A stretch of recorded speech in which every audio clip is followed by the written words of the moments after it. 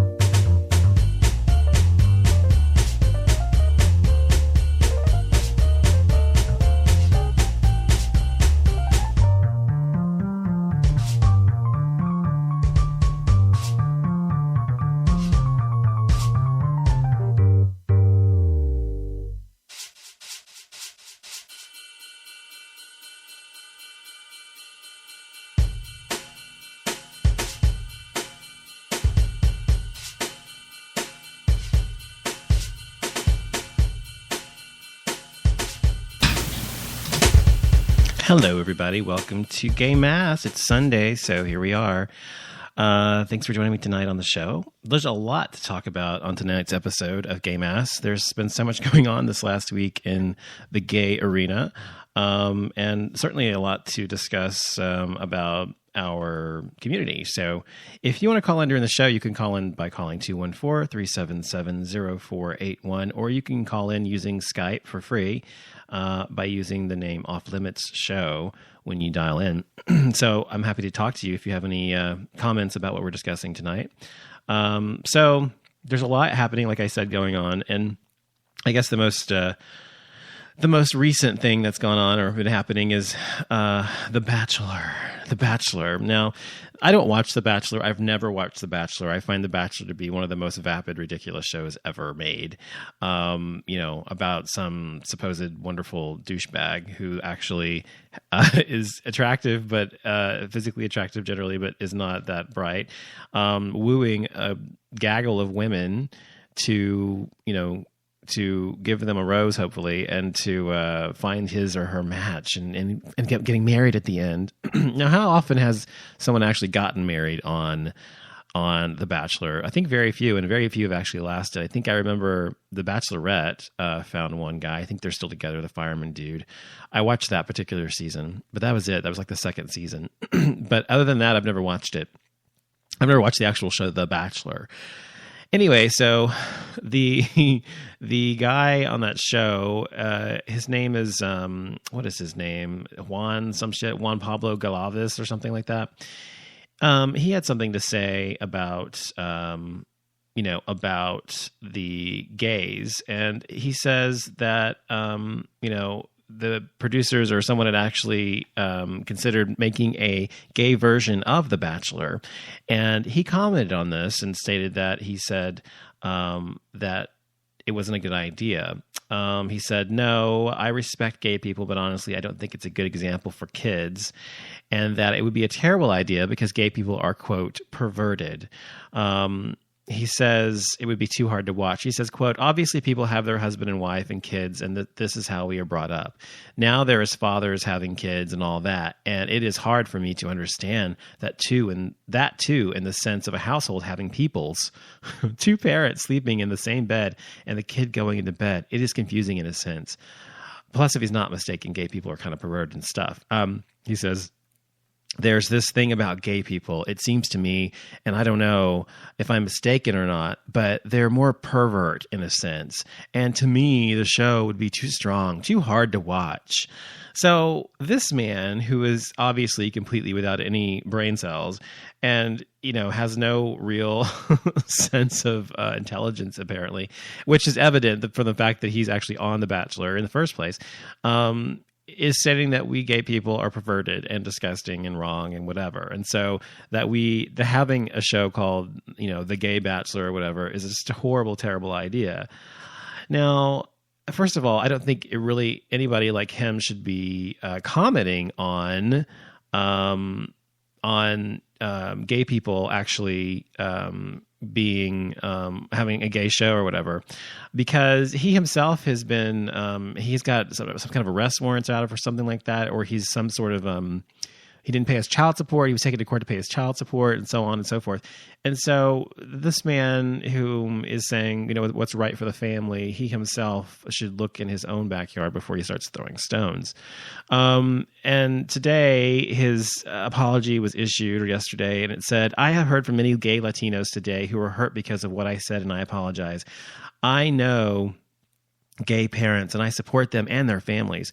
They are good parents and loving families. I am a father, and I know the feeling of being a father. Why wouldn't I want my gay friends to also be happy parents? I also want gay and lesbian youth to know that it is fine to be who you are, gay or straight, black or white, Latin or American. What matters is here is to respect who we are." And then on his Facebook page, he says, "I want to apologize to all the people I may have offended because of my comments on having a gay or bisexual bachelor.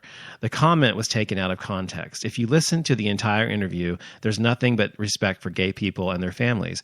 I have many gay friends, and one of my closest friends, who's like a brother, has been a constant in my life, especially during the past 5 months. The word pervert was not what I meant to say, and I'm very sorry about it." Okay, and so he doesn't know how to use the English language, apparently. So I guess he's saying it's his second, because it's his second language, he doesn't really know the right word to use.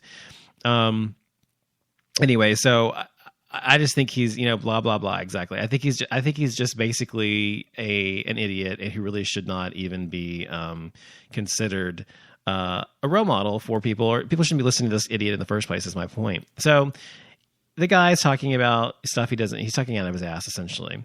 He's just talking about what he doesn't know. So I think it's just ridiculous. And I don't know if people are it's a small thing. I mean, it's just some stupid guy on a game show, essentially. But people listen to him, and lots of people watch that show. And also I have a problem with that show because that show's never had one black person on there as a bachelor. It's never had an Asian guy. It's never, it's been on for 18 seasons, which is 9 years, I think, 2 seasons a year or something. And yet they haven't had one person, real minority, someone who doesn't look Caucasian on there, which I find to be offensive to someone who may want to be on there. I don't know why you would want to be on there, but someone who does, for God's sakes, they should have more diversity on the show. What, only a white guy is the only kind of guy in the world that people want? No, it's not. Ricky Martin. Can we talk about Ricky Martin? Can we, come on, please. Yeah, I don't think so. Can we talk about Dean Cain? Can we talk about, what is his name? Shamar Moore. I mean, the list goes on and on and on. But my point is that there's a bazillion different types of men out there that are deemed sexy or attractive. And to say that, these men are just only these guys are the ones everybody wants to see is ridiculous. And I'm sure a lot of it has to do with ratings or whatever, because, if we have someone who's a minority, not as many people are going to be interested or vested in it. First of all, that's not necessarily true. And secondly, to say that is racist and ridiculous. But it is Hollywood, and it is, that's how they actually do things there. Okay, going to take a quick break, come back, and we're going to talk about another story in the news that is about a high school student who was suspended because he did gay porn work for Sean Cody. He was suspended by the high school. So we're talking about that right when we get back. Be right back.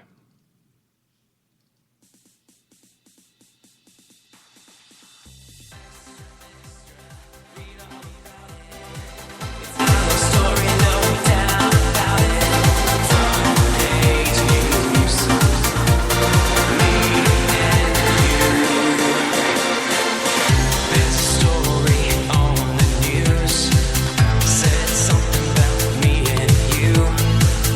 Don't know if they'll ever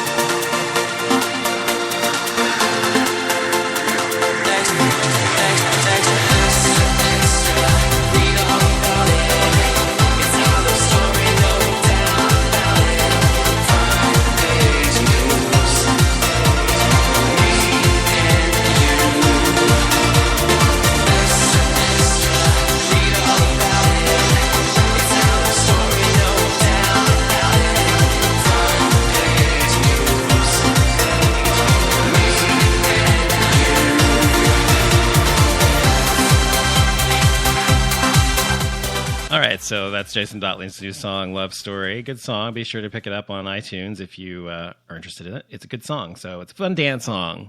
Like it. Anyway, so we're back. So we're talking about gay stuff tonight, as usual, on Gay Mass. So one of the things that happened recently was a high school senior, and he's also a Sean Cody model. For those of you who don't know what Sean Cody is a very notorious website. It's one well known by gay people, especially by those of us from my age group from the early 2000s. It's been around since like 2000, I think. And it features like really kind of Abercrombie Fitch type guys, whatever. And it's a porn site. And anyway, so the model's name is Noel, and he's been suspended and will not graduate this year after several of his bareback videos found their way to their principal's desk at his school. Now, I don't know if he's actually 18 years old. I don't know what his age is or anything. I don't know if he's actually of age. So if he's not of age, then that imposes a problem for him, obviously. But if he is actually 18 and still in high school, then I really don't see the point in them suspending him. But they're saying that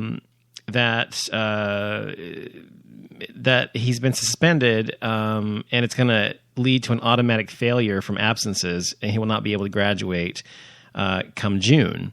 So he was a senior, so probably he's 18. So anyway, I don't know. I didn't know that there was a morality clause in your decision to go to school. Your taxes your parents' taxes, whatever, pay for kids to go to school. So does it say as long as you're a moral person, you can go to school, meaning moral, meaning someone who does something in line with your own morality? No. Does it say that you can't do porn? No. Does it say if you do that you're going to go to, you're going to be suspended? No. So I think this is really kind of a civil rights issue. I mean, if the guy he's got all of his grades and is keeping up with school, and he's not actually failing classes, which is the whole prerequisite. That's the prerequisite for graduating from high school, not whether your morality is in line with someone else's or not. Then he's no reason he shouldn't graduate, and he should win if he sues for his graduation or something. Because really, honestly, he should be able to graduate. So I think it's another ridiculous thing, and people overstepping the lines. I always hate it when high schools it seems like high schools always attract, in terms of the administration, people that will be the most, the most power hungry people, and the ones that want to control everybody. I guess that's the best kind of person for a principal. I don't know, but it's the same with cops and stuff too. But I don't really think I think they're overstepping their line, their boundaries. It's not their business if he does porn, if he's actually of age to do it. So it's none of their fucking business. And so fuck them. So I hope he wins. And another thing that happened is recently, Sherry Shepherd on The View. Now, I have been watching The View since probably the beginning. Okay. Like, 18 years ago or 15 years ago or something like that. And I've watched it through all the changes on the show, all the way from Debbie Montalopoulos, whatever her name was, that first blonde chick who was kind of ditzy on there, to Lucy. Oh my God, not Lucy Liu, but Lucy. I can't remember the other one. Anyway, the journalist, I like her a lot. I can't remember her name, but anyway, she, and then on to Star Jones leaving, and of course Rosie O'Donnell coming on there, and then that whole debacle. And so I've seen all the changes through all the years, and then Sherry Shepherd comes on there a few years ago, and she's such a stupid bobblehead. She's talking about specifically what she feels. On the show, she was actually talking about what she felt. Hold on a second. Sorry. So what she felt was they actually, in the episode I'm talking about, she was talking about whether the earth was round or not, or some shit. Oh, whether the earth revolved around the sun or not. Okay. And they had said something about something in that show. I can't remember specifically what was said. But they had said, let me see if I can find it here. Hold on. Let's see. Sherry Shepherd. And she said, I don't know. I don't know if the earth revolves around the sun or not. The earth is flat, or that's what it was, whether the earth is flat or not. And so I'm going to play for you this small 30-second clip. Let's see what she has to say. Is the world flat? Yes. I don't know. What do you think? I never thought about it, Whoopi. Is the world flat? I never thought about it. You never thought about whether the world was round? No, because but I'll tell you what I've thought about, how I'm going to feed my child, well, how I'm going to take care of my family. The world flat has never entered into, that has not been an important thing to me. You'll teach your son, Jeffrey, If my son, Jeffrey, asks me, is the world flat, I guess I will go didn't Columbus already work? Okay, so the woman, that's what she said. And this was, I don't know, like 5 years ago, right? And so it's like a well-known thing that happened with her on the show. And so since that point, I've never really had much respect for her. I've never disliked her per se. I mean, she's okay as a person or whatever, but she's always been really, really Bible-y, really, really ultra-religious and all that stuff. So I always approach people who are really, really ultra-religious like that with trepidation. I don't really trust them. So because, and it's funny, it's sort of ironic, I think, that, most people who are the opposite, oh, someone's really religious and, oh my God, they must be a really great, nice person and kind and loving and charitable and blah, blah, blah. Me, no. I think that they're usually bigots and they usually don't live up to their actual what they claim to be.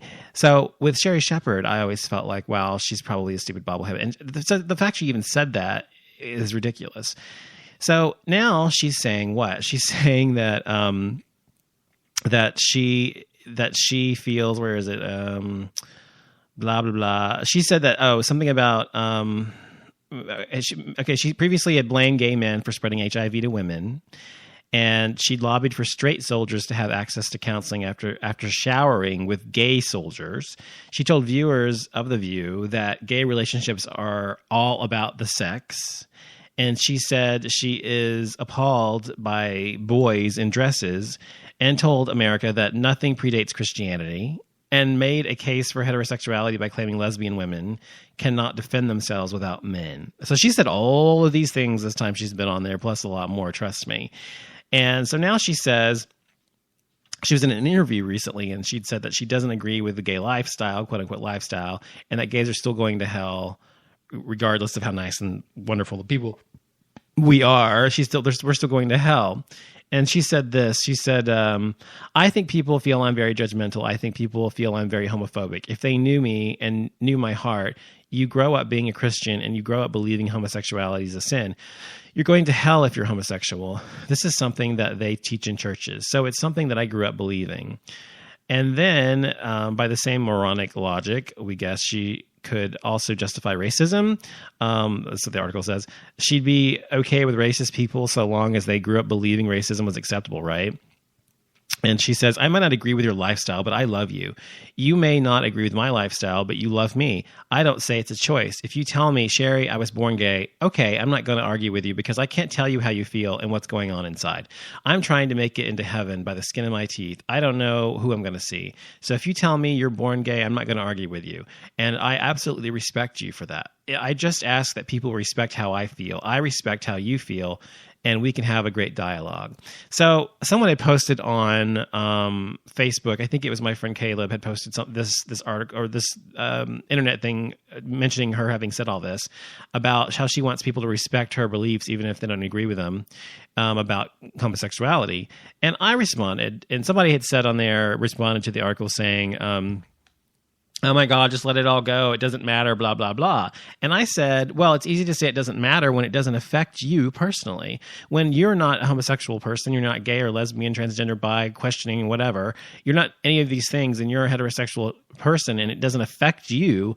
Yeah. It's easy for you to say, just fucking forget it and move on. You know, people who say that, fuck you. You're not living in my fucking body or my life. You don't understand what I have to go through being a gay person in this world. You don't know. So don't tell me to just forget about it or like it doesn't matter, because it does. And I also mentioned, and I'd said, I wonder how Sherry Shepherd would feel if we said, well, the Bible says a lot of things because it says that slavery, you know, should exist, and slavery is advocated by the Bible and many parts of the Bible, and so we should just kept all the black people as slaves and made all the black people continue to be slaves because the Bible says it's okay. The Bible advocates slavery. Therefore, it advocates black people being enslaved as a culture. And so I think that, I think she might have a problem with that. And would she still respect my opinion or anyone else's opinion who believe that? Oh, I'm sure Sherri Shepherd's going to say to us, oh, I respect your opinion, even though you think I should be a slave and be enslaved the rest of my life and my life shouldn't be my own. No, she's not. So it's easy for someone to say, respect my opinion when it has nothing to do with you, when the issue at hand has nothing to do with you and doesn't affect you. So fuck her and fuck people who say that. So I'm really turned off by her and what she had said, because honestly, I mean, I could take her with a grain of salt, and I could take her sort of in doses before, but now when I'm going to watch The View, I'm probably going to say, like, oh, shut the fuck up, Sherri. And that's how I was towards Elizabeth Hasselbeck.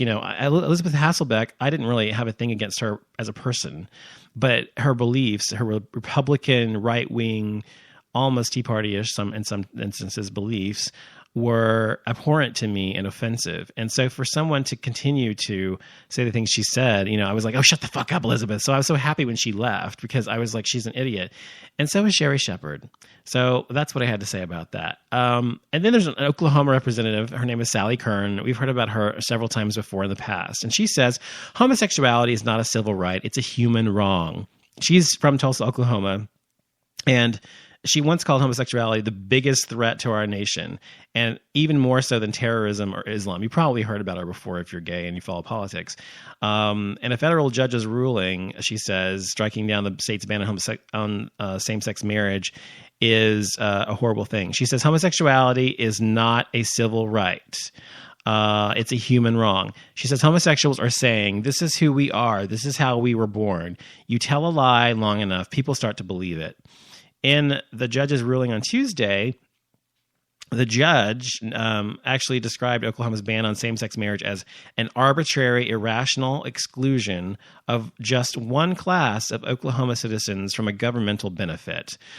And she, of course, went off the deep end. Now, this is Oklahoma. You can't expect much from people in Oklahoma. I mean, and yes, I know people from Oklahoma.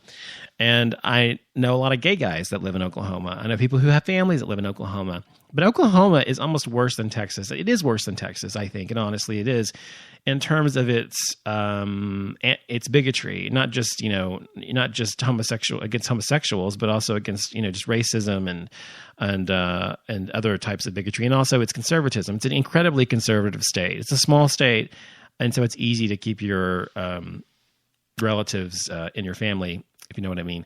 So in Texas, however, Texas is huge, and Texas has a much broader, disparate cross section of people in it.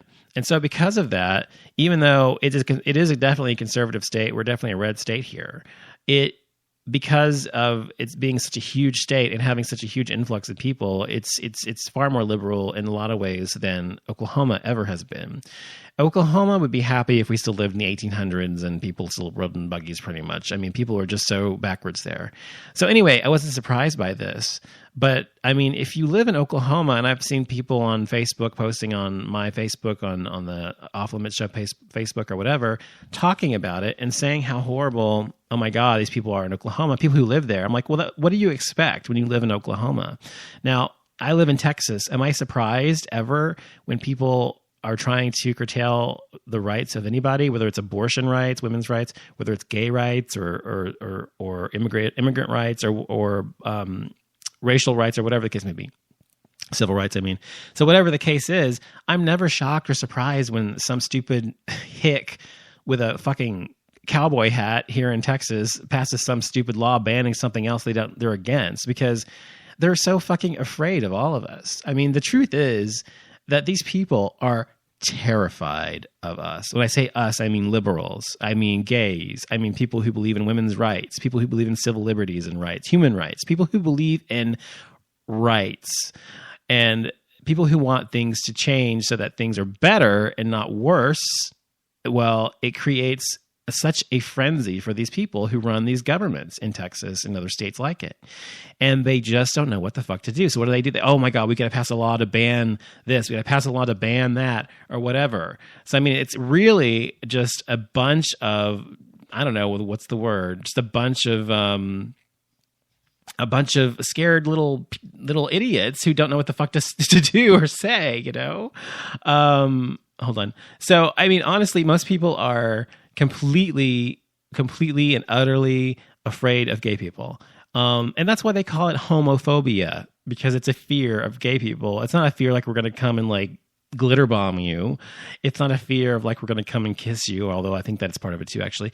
I think it's more of a fear of the unknown, because people who know us know that we are great people, generally speaking. And we are people just like heterosexual people. We want the same things and the same rights, etc. We don't want anything different than anyone else or anything more. We don't want special rights. We want the same rights. And that's all. So, you know, you can't be surprised when you live in a state like Texas or Oklahoma or anywhere in the Deep South or anywhere, sometimes in the Midwest even, and you have these kind of morons running the show. You know, you've got the crazy people running the asylum, essentially. And they really, truly are. I think they're really crazy and out of their mind, these people. I think they really do have a mental problem, unfortunately. And I don't know if they're going to ever change, but we shall see. Okay, going to take a break. Come right back. Be right back after this.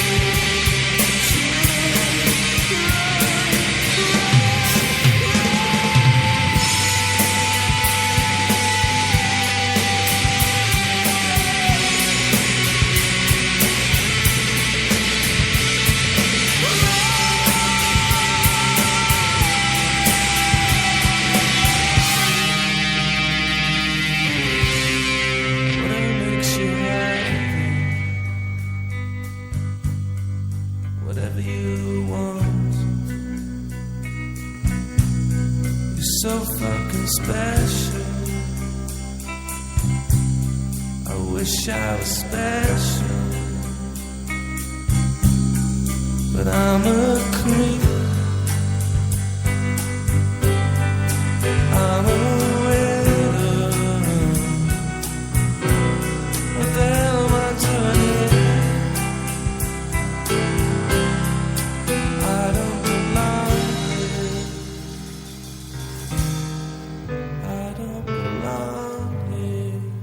right, so that's Creep by Radiohead. Great song. So, by the way, if you want to check me out, you can go to offlimitsshow.com. You can check me out on Spreaker.com, on iHeartRadio, on iTunes, and on Stitcher.com. So I'm all over the place. So if you want to find out more about me, you've never heard of the show before, you can find out more about me in those places, especially offlimitsshow.com, where you can hear the show live if you want to listen to it there live. And also read a personal blog of mine there, which I need to do this week, actually. I'll do that tomorrow or tonight, maybe. And also find out more about upcoming shows as well. And don't forget, I've got a pimp out for next Sunday. We're going to have on Gay Mass, the Offlimits Show, Gay Mass, whatever. We're going to have the illustrious Coco Peru at 10 p.m. Central here on the show. I'm going to interview her, do an in-depth interview with her, find out what makes her tick or whatever. She's hilarious and a great, wonderful female impersonator, which she prefers to be called drag queen, I think. And she's just wonderful. I love her to death. So if you don't know who she is, check her out, Coco Peru. I think she's cocoperu.com or Coco's World, but you can check her out by finding her via on Facebook. Search for Miss Coco Peru on there, and you'll find out about her. But be sure to check us out then. And also, if you want to win a free copy of Girls Will Be Girls, one of the movies she's been in, you can do that by going to my Facebook page, which you can access by going to www.facebook.com/offlimitsrad, or radio rather, sorry. And there you'll go to events, and there's a picture of her on there. Click on it and add that you're going. And those of you who have done that will be entered into a drawing at random. I'll do it on the air, of someone winning the actual prize, and I'll be sending it to you. So if you're interested in that, feel free to go there and sign up. So anyway, a couple more things I wanted to discuss. There's a survey. There was a survey, first of all, of 15,000 women around the world. And in that survey, it says whom the women find to be the best and the worst lovers in the world, based on the country these men are in. Now, I have my own things to say about this. I've dated men from different countries before, and I've had sex with men from different countries before, because dating them is not the same always. Anyway, so I've done a lot of men in my life, and of those men, I have to disagree with some of these findings. And the top 5 worst, according to the women, were Germany, England, Sweden, Holland, and America. So they say Germans are too smelly, the English are too lazy, the Swedens are too quick to come, the people from Holland are too dominating, and the people from America are too rough. Now, this is from a woman's perspective, not from a gay man's perspective. So let me give a little gay man perspective on these things.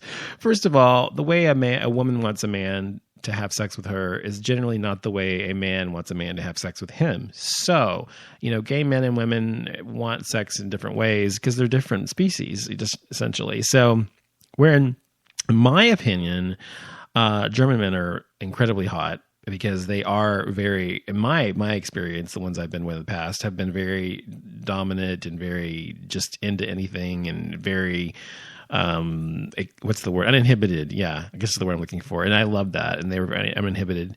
English guys I've been with, I've only been with one. He was actually good in bed. So I don't know. He wasn't lazy at all. And that's true. If you do have a lazy lover, there's nothing worse than that. Someone who just doesn't do anything, and they just expect you to do all the work, and they never actually make an effort. I mean, that's the worst kind of lover there is. Sweden, they say too quick to come. I've never had sex with a Swedish guy. I mean, not an actual Swedish guy. I mean, I've had sex with guys who were Swedish in ancestry, but not from Sweden. So I can't comment on that. But a guy who comes too fast is disappointing as well. Holland, they're too dominating. I love Dutchmen. I've dated a Dutch guy before, and love them. That's, think Tom of Finland or something like that. Hot. And then, of course, Americans, they say, are too rough. I like it rough. So, I have no problem. With that at all. If they have if they're rough, Americans are rough. That's a good thing. I say.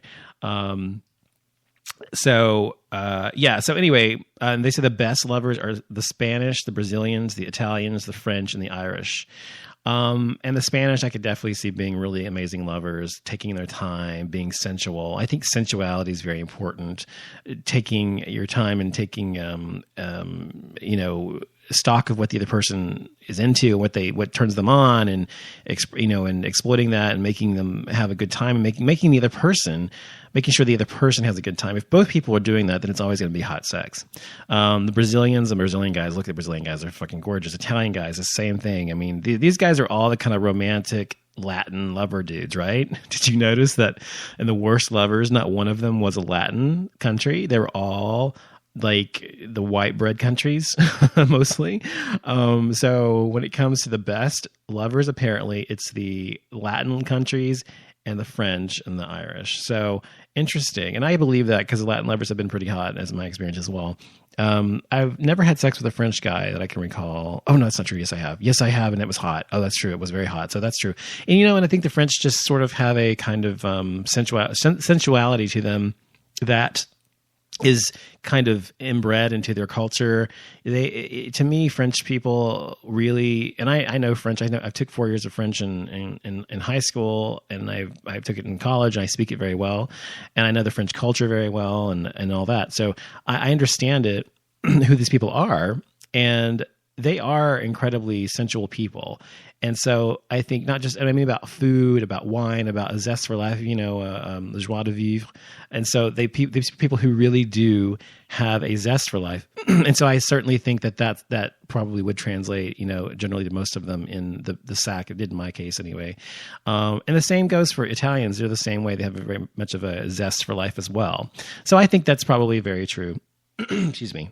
Okay. So one more thing I want to mention before I go is tomorrow night, or Sunday night, tonight's technically, there's going to be a new show on HBO called Looking. The first episode comes on tonight on HBO, so be sure you check it out. It's going to be really good, I hope. I've heard really good things about people who've seen it. So hopefully it's going to be really wonderful. Because I'm looking for a new gay show. I mean, if you think about what's on TV right now, there are no gay shows. There's no Queer as Folk anymore. Do you guys remember Queer as Folk? That was a great show. I loved Queer as Folk. And I think on Queer as Folk, Brian, of course, was the hottest, whatever, supposedly. But to me, the hottest guy was Ben. Oh my God, I had the hots for him. He was so gorgeous. And Ben was Michael's boyfriend on the show. He was played by, oh my God, I can't remember his name. I feel so bad. I can't remember the guy's name. But anyway, he was played by somebody. I can't remember his name, but he's gay in real life. Gorgeous blonde guy. He was on the show. The guy who played Michael on the show was cute as well. The guy that played Brian was good looking, but, kind of insipid. I think they were all kind of attractive in their own way, but I think out of all the ones on the show, I would have, and he wasn't he was a main character later on, but when he was on the show, he wasn't. His name was Ben, but anyway. But yeah, so Looking's coming out tonight. Be sure to check that out, and report back to me what you thought about it. I'm gonna, if you want to post on my Facebook page, or you want to post it on my my Twitter or something, let me know what you think about it. I'll talk about it on the show, and we can discuss it on the show. And you can always call into the show, 214-377-0481 in the future. If you want to call into the show and talk about anything I'm talking about, feel free.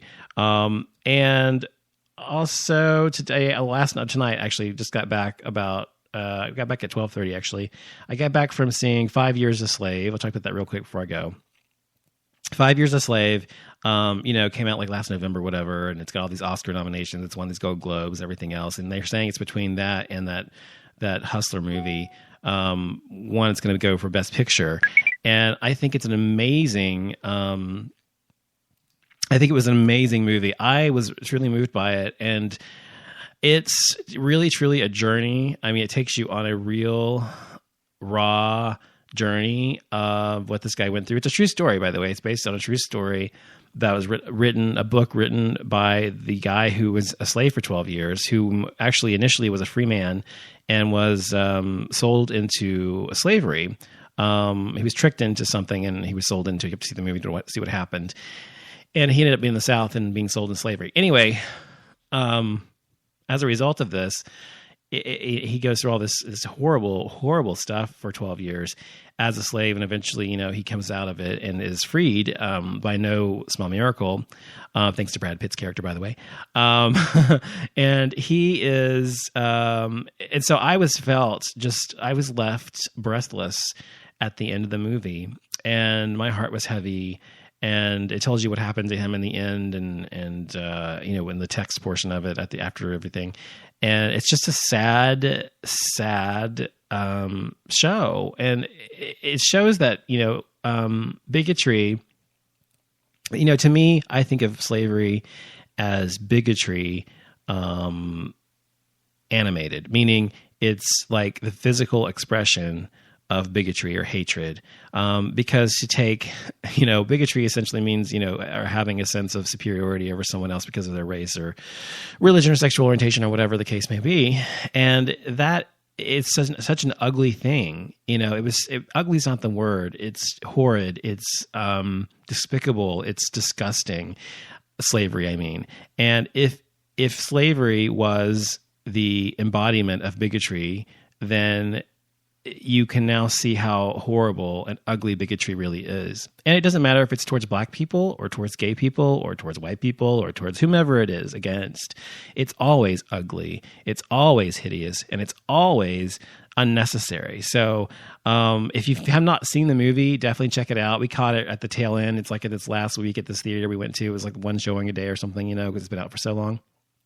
But it was really good. And I think if you don't know, if you're someone, I'm sure people like Debbie Daly and people like Mr. Midnight Movie and people like that will think it's a comedy. But for the rest of us normal people out there, we're going to think of it as a lesson in what bigotry really is, what it looks like, and why we should never, ever go back there again. So I'll be back later this week. Check out the schedule on Spreaker.com. If you go to the show page for whichever show it is, whether it's Gay Mask, Acoustic Mask, Brain Purge, whatever show it is I do, Offlimits Show, you go there and you can check out the schedule from upcoming shows. And I'll be back then. And you can also be sure and email me at info at offlimitshow.com, or tweet me on Twitter or on Facebook or whatever. And I will see you all next time. Good night.